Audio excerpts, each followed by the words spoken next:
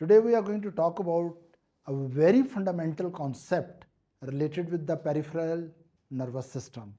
That is about the peripheral spinal nerve, or we can say that we will talk in our discussion today a typical spinal nerve.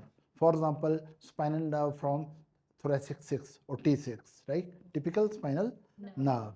And especially we will talk about that how it is formed, what are its branches, and how it is connected with the sympathetic system, right? So for this purpose, we have to see one side that how this peripheral nervous system or typical spinal nerve, how it is connected with the central nervous system, especially spinal cord, right? On one end, how it is connected with the spinal cord, and on the other end, we have to see that once and how it is connected to the peripheral tissue. So let's start with the very basic.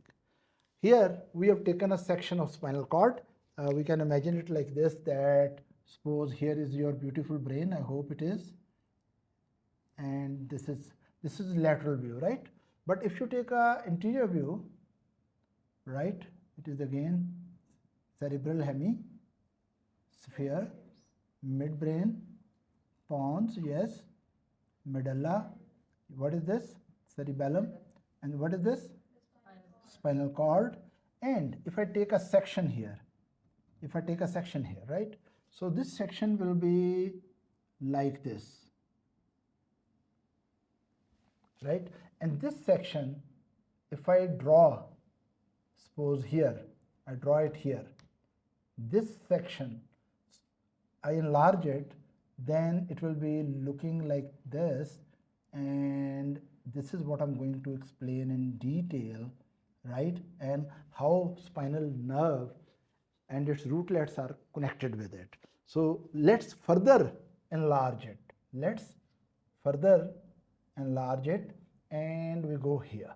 Now we are here. You understand from where this diagram came? That basically this is a section of spinal cord, and you see this is spinal cord, right?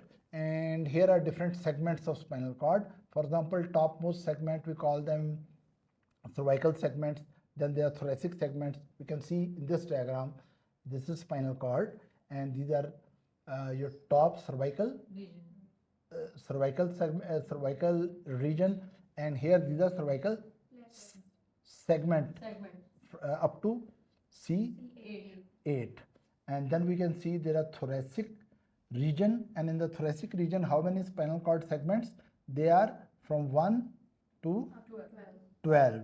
And then after that, we see which region? After thoracic region, we see lumbar region. This is the lumbar region, and here we see its segment L1 to L5, right?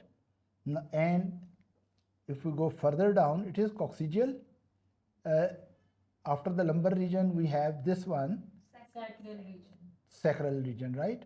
And sacral region is having sacral segments, right?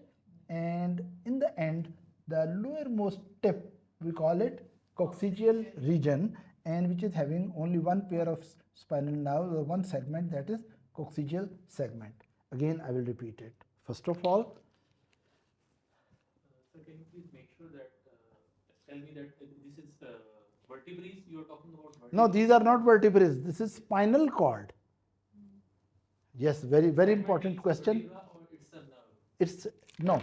Segments mean a part of a spinal cord which supplies motor supply to one myotome and sensory supply to one sclerotome.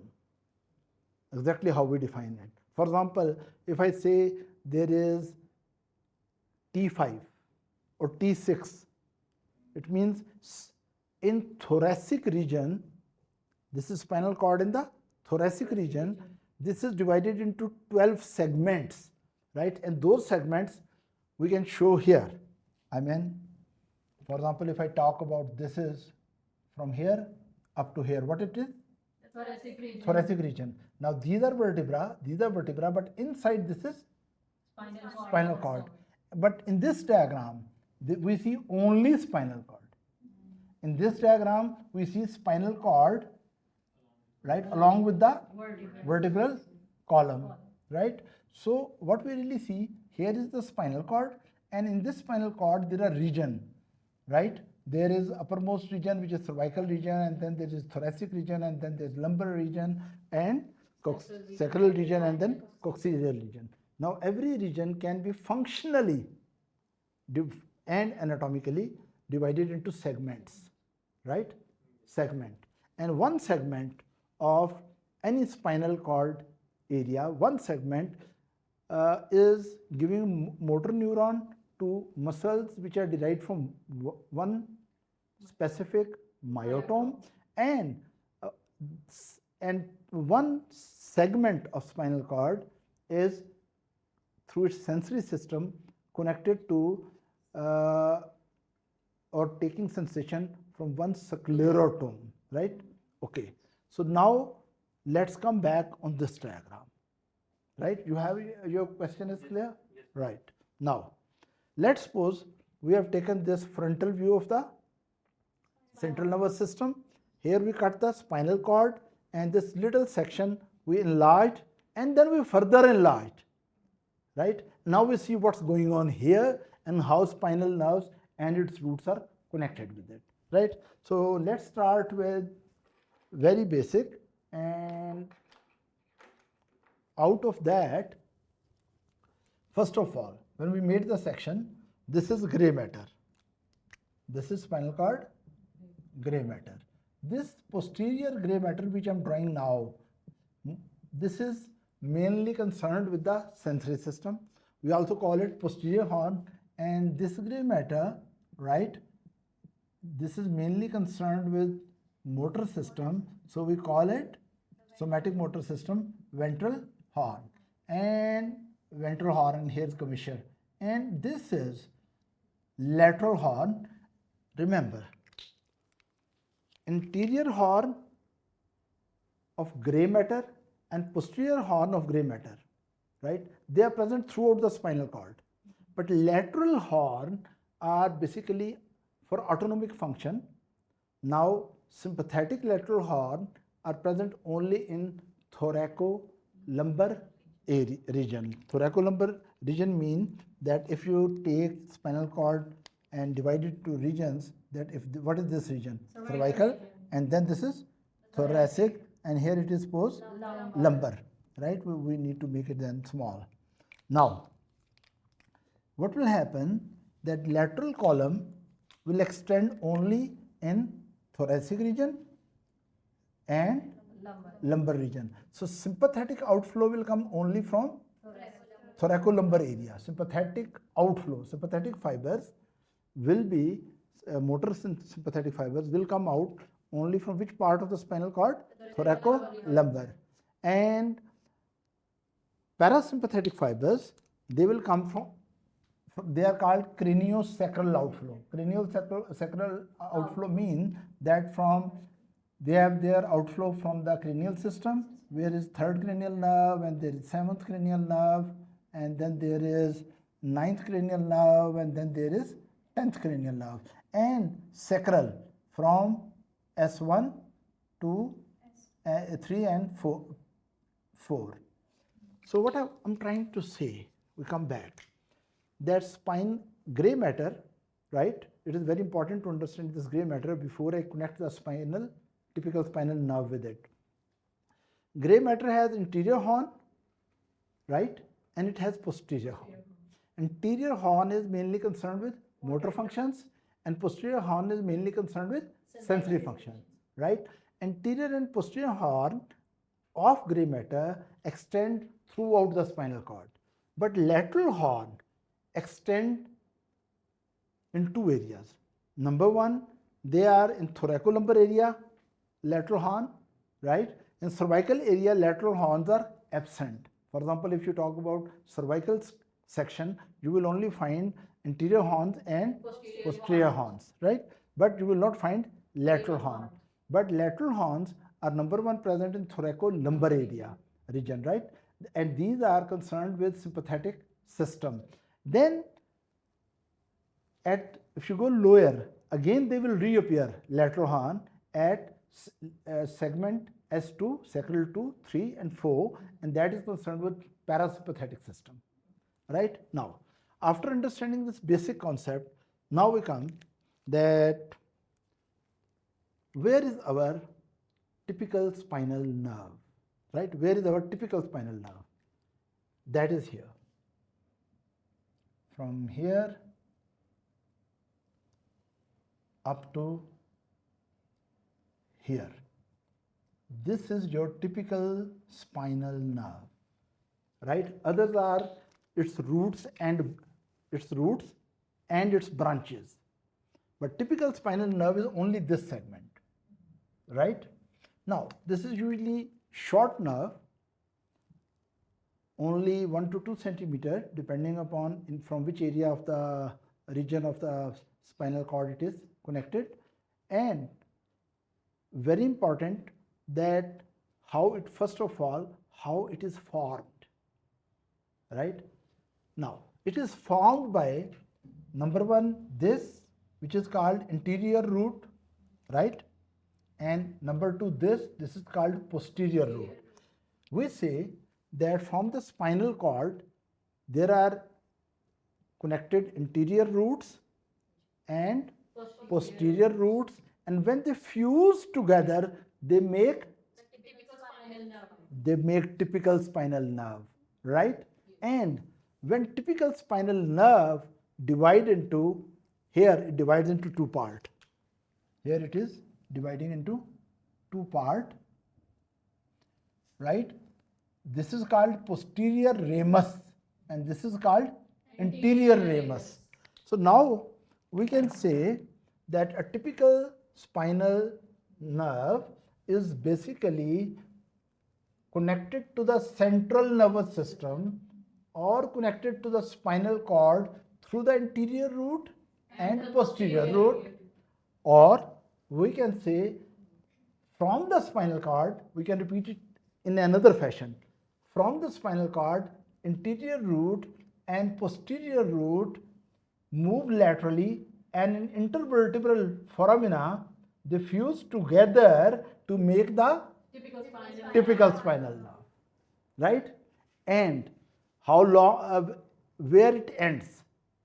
Typical spinal nerve, basically it ends by dividing classically into dorsal ramus and ventral ramus. Is that right? Yes. Here I don't know why, I just remember one very special exception.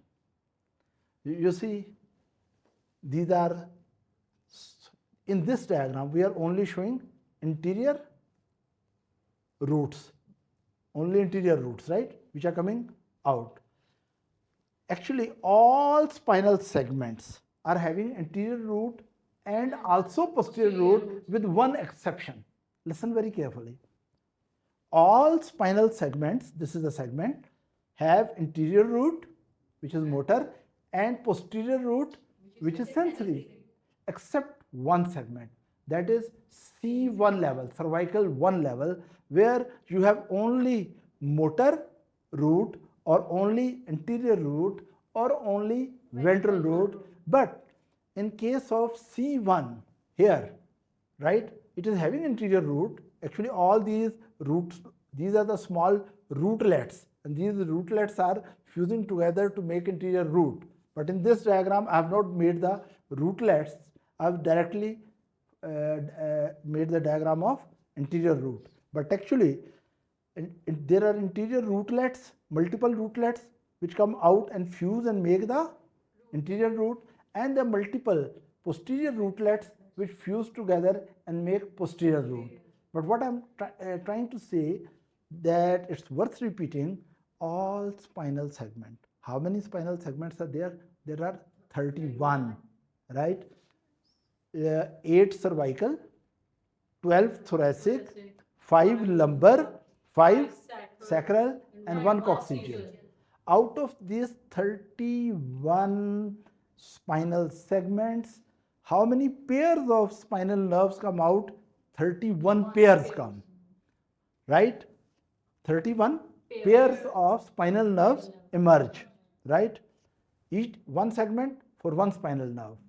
Each spinal nerve which come out of one segment has an anterior root and has an posterior root, except there is one situation, that is cervical cervical segment 1 of the spinal cord, which has well developed anterior root, or and it does not have posterior root or poorly developed posterior root, right? So this is Will there be any kind of sensory information? very little sensory information is carried through the C1, Okay. right? The first cervical nerve, for practical purposes, as a good doctor, you can remember it is a motor nerve, right? For the muscles of the back on the just under the head and neck, between the head and neck, there are some muscles there. Now, we come back to this, right? We were talking about now how the anterior root is formed. First of all, I would love to mention the different name for it. How it is made, let's suppose this is one segment, right? Actually, in my diagram, I'm just showing one rootlet, but practically multiple rootlets are coming from here and they will fuse together and make anterior root.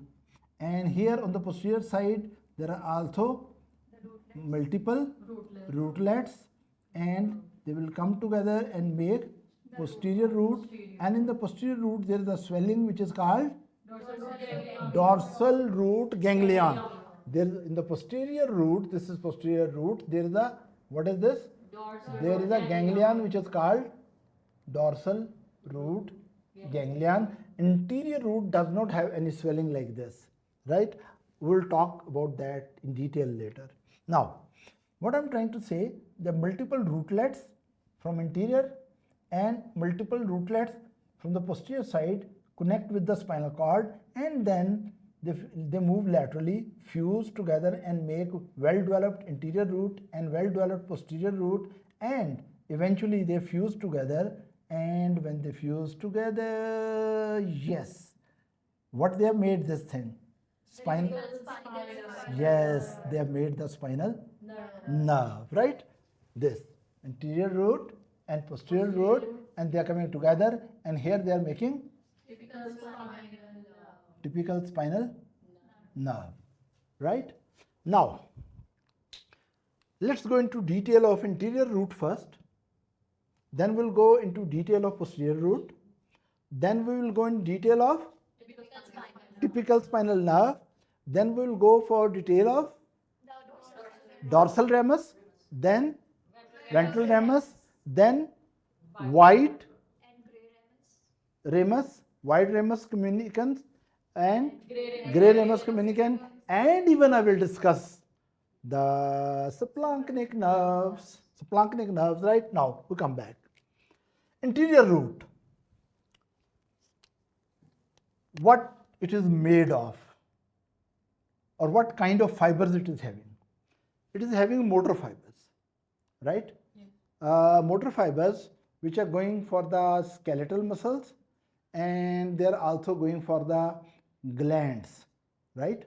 And so these are, I should show three types of fibers here are going. Now you must be thinking, why I have made two red and one green? The reason being that this green fiber is basically autonomic, right? And red fibers are somatic motor. These red fibers are somatic motor fibers, and green fibers are autonomic motor fibers.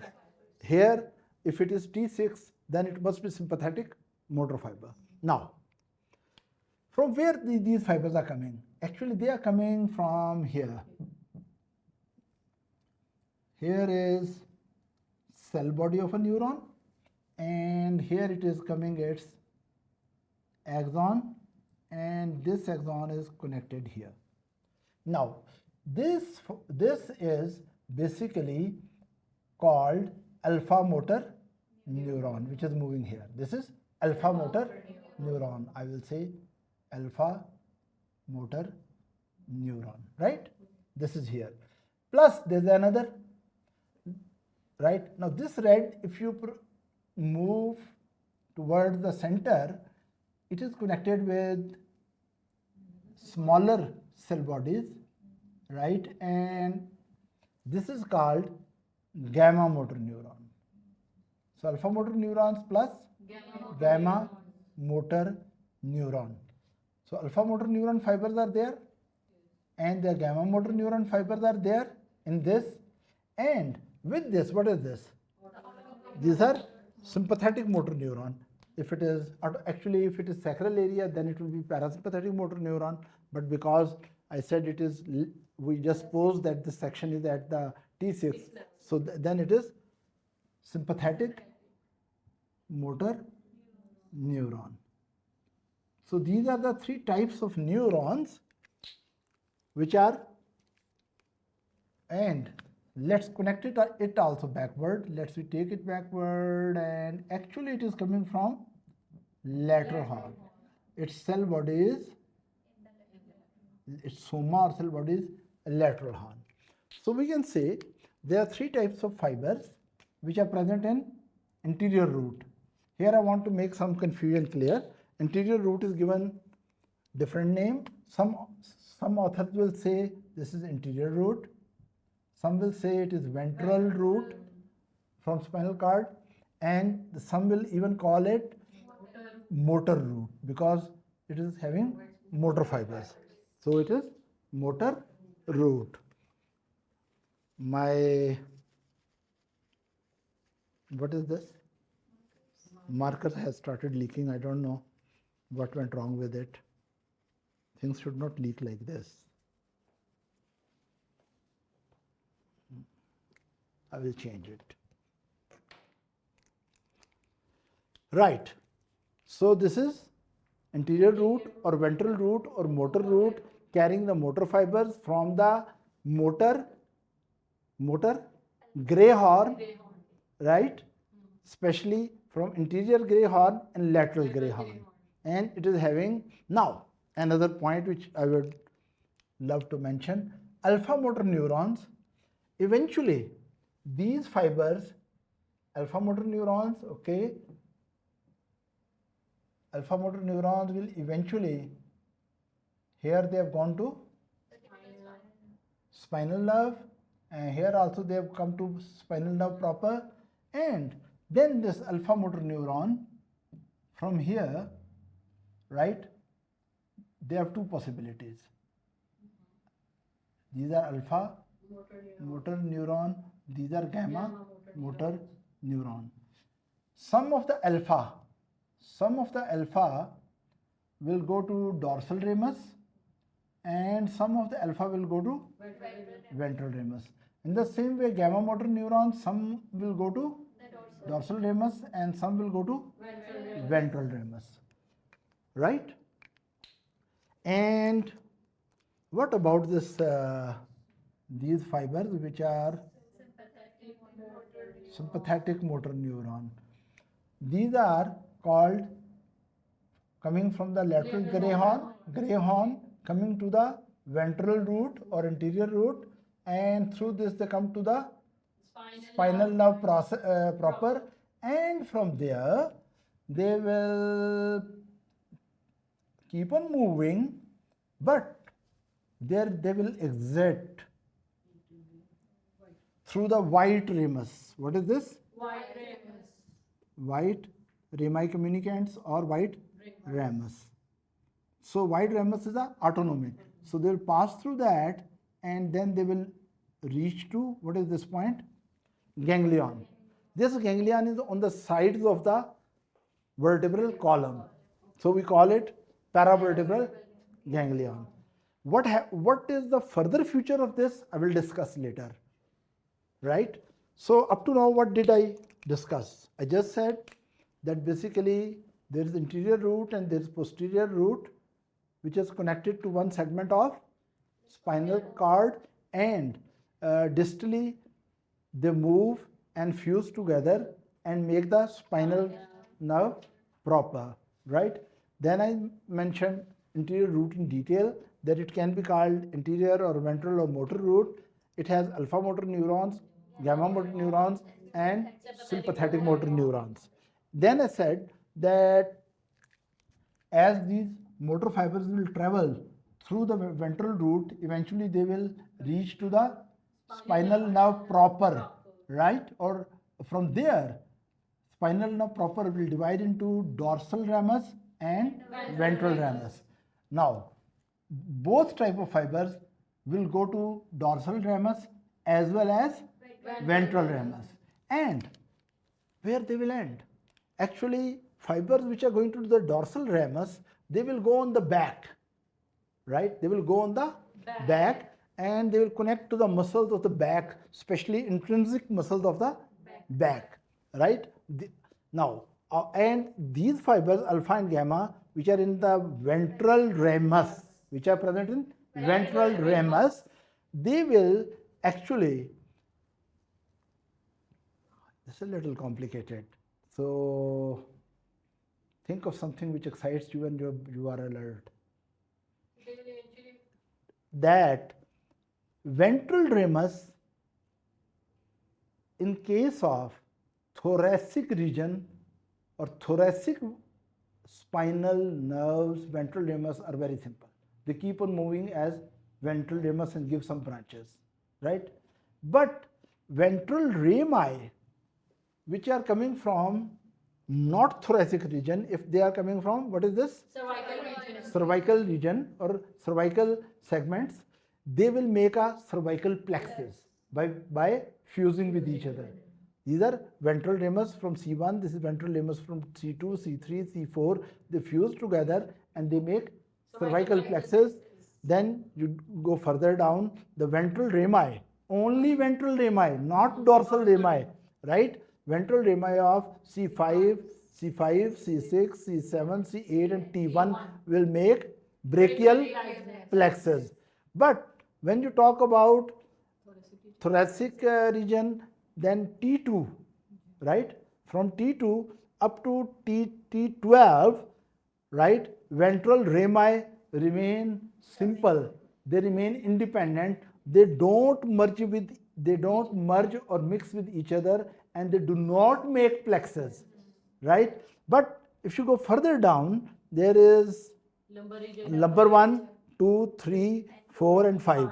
These lumbar fibers or these ventral rami, not ventral roots.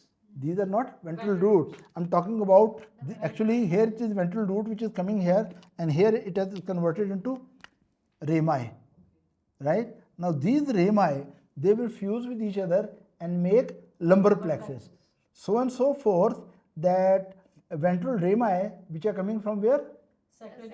Sacral region, they will make sacrococcygeal, and including the coccygeal fiber, sacrococcygeal plexus, right? Again, I will come back. Here it is showing ventral root, right? And when they move further, okay, let me make it more clear. These are ventral root up to here. This is ventral root. Dorsal root we are not showing in this. This is what? Nerve. Which nerve? Spinal nerve. The spinal nerve has dorsal root which is going back, and this is ventral ramus.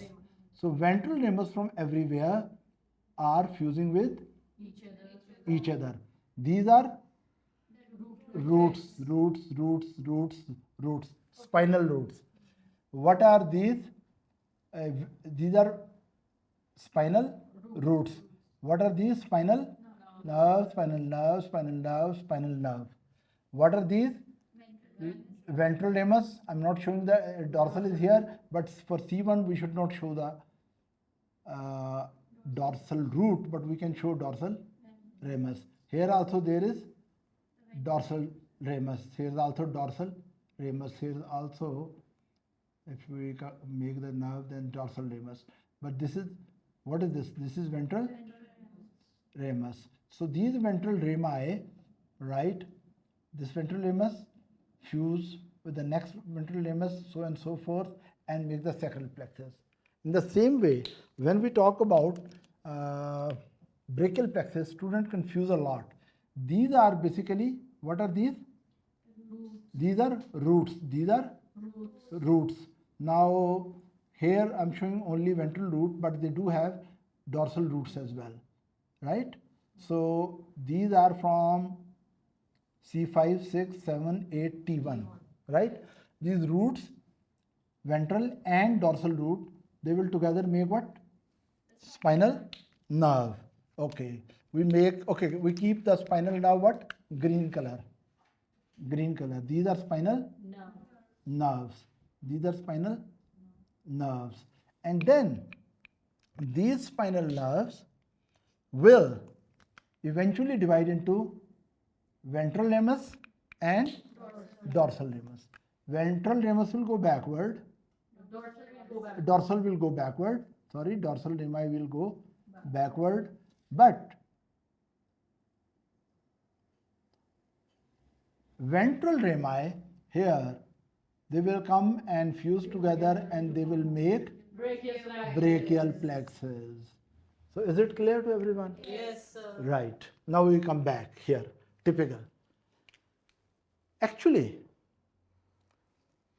even though this is a typical nerve, but I want to again engrave on your cerebral cortex that ventral rami, not ventral root, ventral rami of all spinal nerves except thoracic make plexus, right? If this is ventral ramus of cervical region, it will participate in cervical plexus.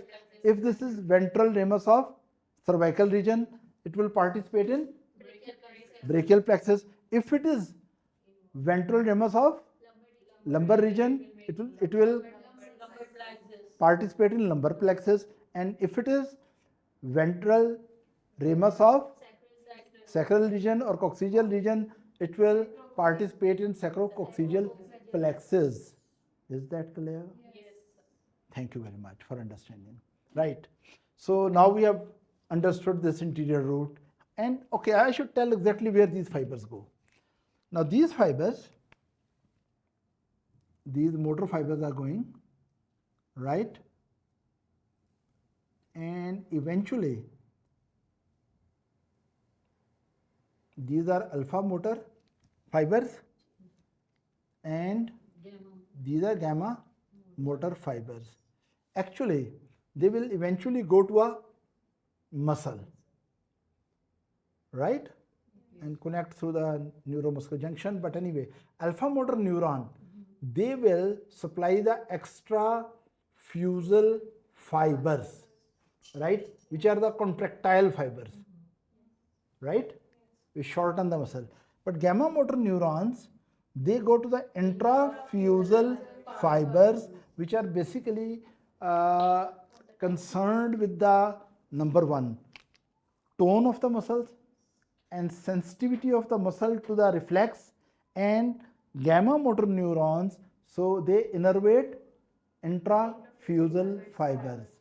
So if gamma motor neurons are overfiring, you will have hypertonia, and if they are damaged, you will have hypotonia.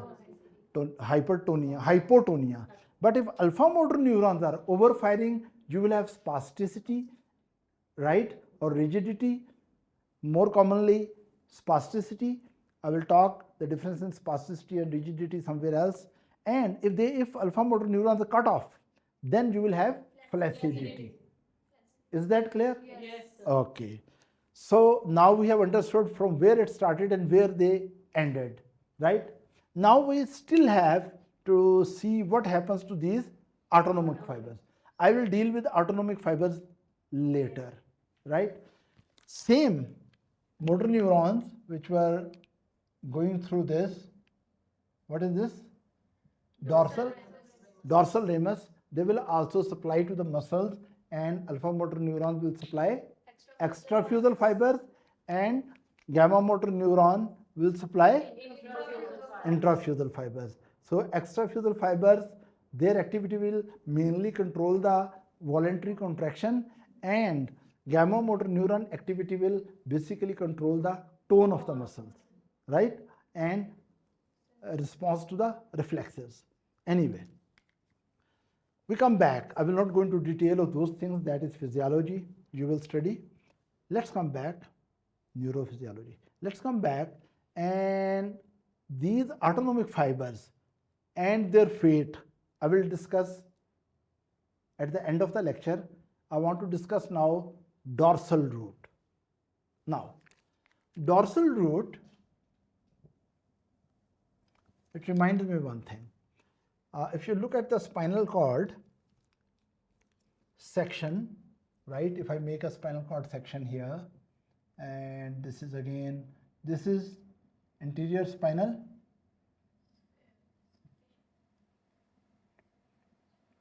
fissure.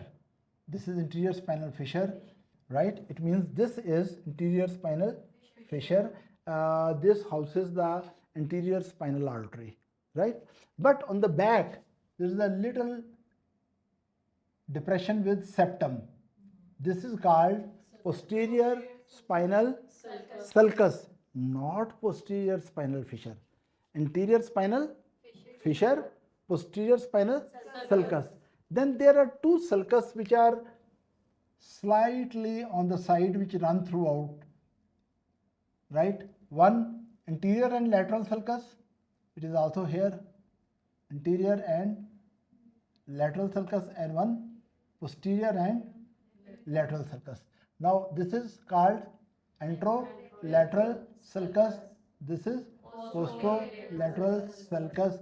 Actually, your motor fibers were coming out of anterolateral sulcus, anterior root, right? And your sensory fibers, they are connected with the posterolateral sulcus, right? So if someone asks you, from the spinal cord, from where exactly anterior root emerges or exit, you will say at given segment, spinal segment, it will exit at anterior anterolateral sulcus. And if someone asks, sensory posterior root is also called sensory root. Posterior root is also called sensory root. It is also called, yes, this root from here up to here. This is posterior root, right? And here up to here was anterior root. Now, this posterior root up to here, this posterior root, this is basically given three names depending upon the author or authority or the book or the literature you study. We can call it most commonly posterior root, posterior spinal root. We can also call it dorsal root, but don't confuse this dorsal root with the dorsal ramus. Don't confuse the ventral root with the ventral ramus, right? And this is also called sensory root. Sensory root. I think if it was possible in real world, then we should just call it a motor root, which is anterior one, and sensory root, which is posterior one. Now,